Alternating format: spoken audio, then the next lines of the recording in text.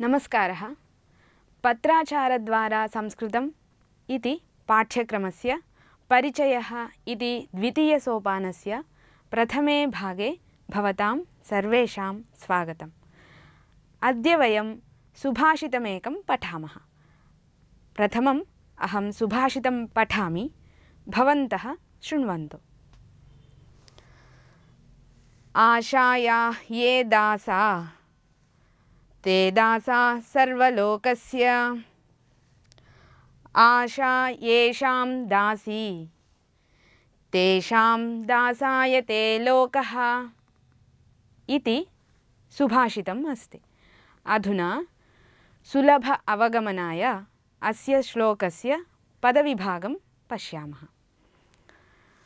आशायाः ये दासाः ते दासास्ते दासाः सर्वलोकस्य दासा सर्वलोकस्य, आशा येषां दासी तेषां दासायते लोकः इति अस्य सुभाषितस्य पदविभागः वर्तते।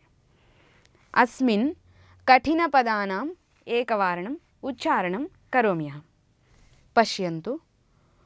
दासास्ते दासास्ते दासाः ते दासास्ते। कथं दासास्ते इति।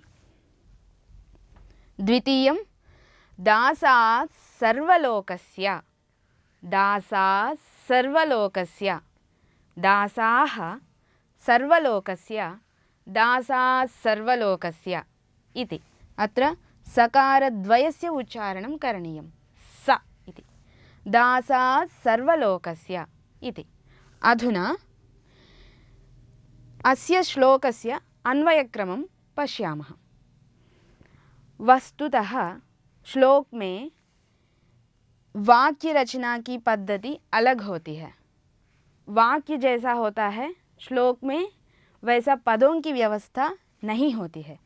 इसलिए इसको हम समझने के लिए और समझाने के लिए श्लोक को वाक्य के रूप में बदलते हैं।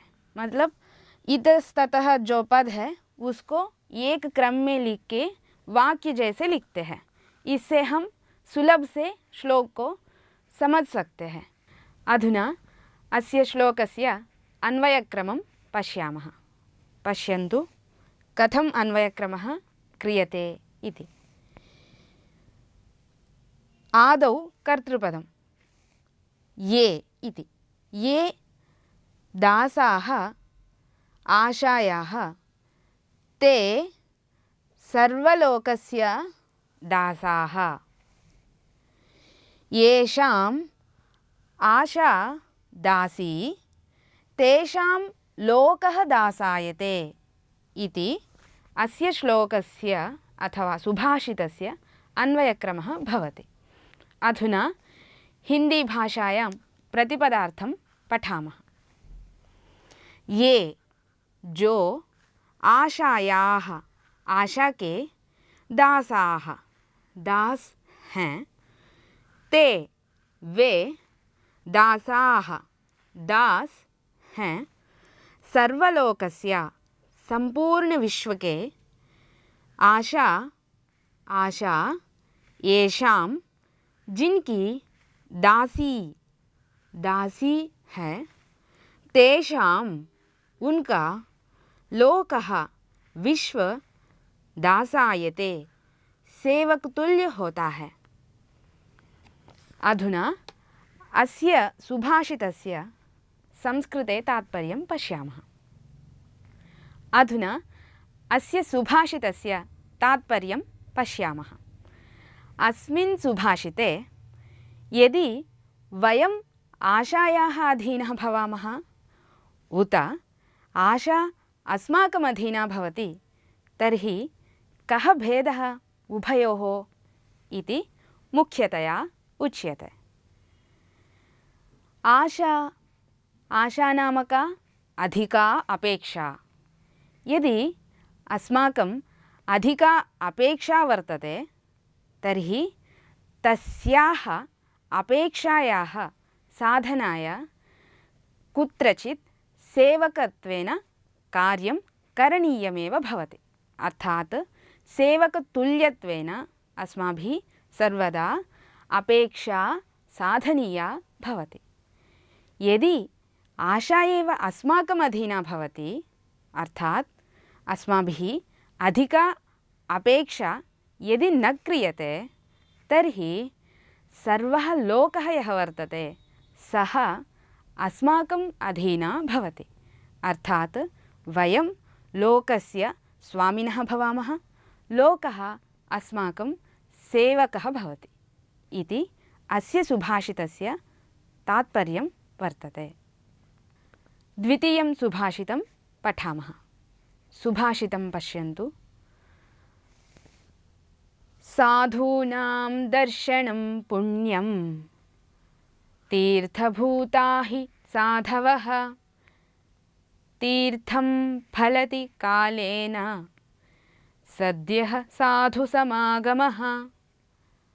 अस्मिन् श्लोके क्लिष्टपदानि सन्ति, एकवारम् अहम् उच्चारणं करोमि। साधूनां, साधूनां महाप्राणः ध, साधूनाम् इति। तीर्थभूताः, तीर्थभूताः।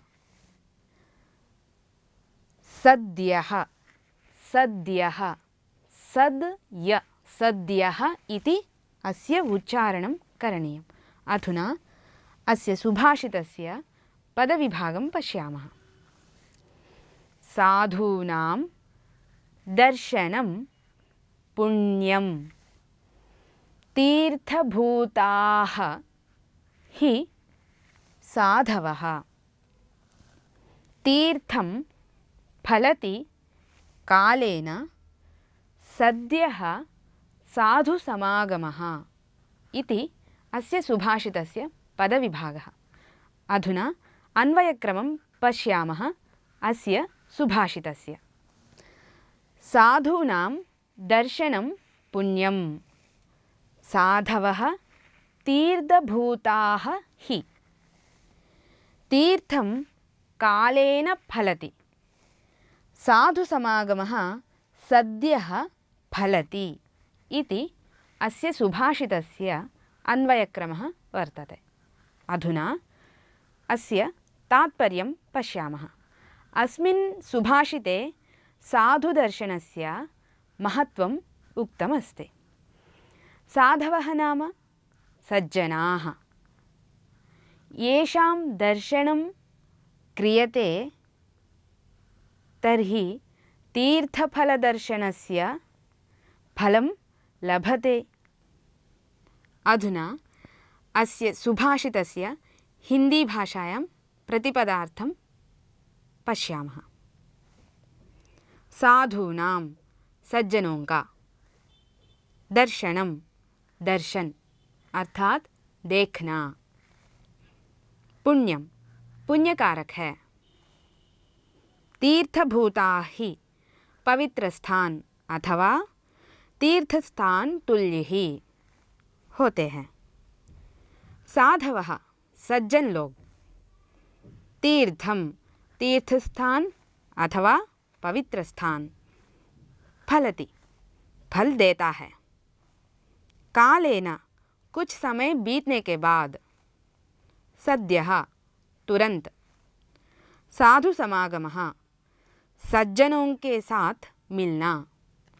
अधुना अस्य सुभाषितस्य तात्पर्यं पश्यामः। अस्मिन् सुभाषिते साधु समागमम् अर्थात् सज्जनानां दर्शनं, सज्जनेन सह मेलनं कथं पुण्यदायकम् इति उक्तम्। सज्जनैः सह मेलनं अथवा सज्जनानां दर्शनं तीर्थदर्शनफलसमानं भवति। अर्थात् तीर्थानां दर्शनेन यः फलः अर्थात् यत् पुण्यम् अस्माकं लभ्यते तत् पुण्यं साधु अर्थात सज्जनानां दर्शनेन अपि लभ्यते।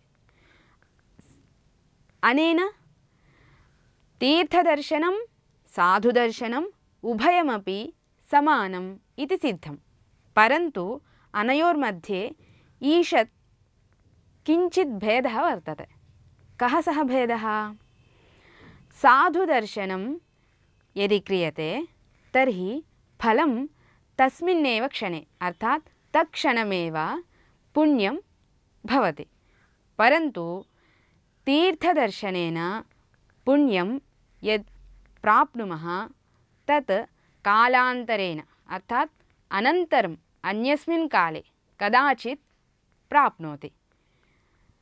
तर्हि तीर्थदर्शनं पुण्यदायकं साधुदर्शनमपि पुण्यदायकं। द्वयोर्मध्ये किं श्रेष्ठतरं वर्तते? साधुदर्शनमेव। कुतः?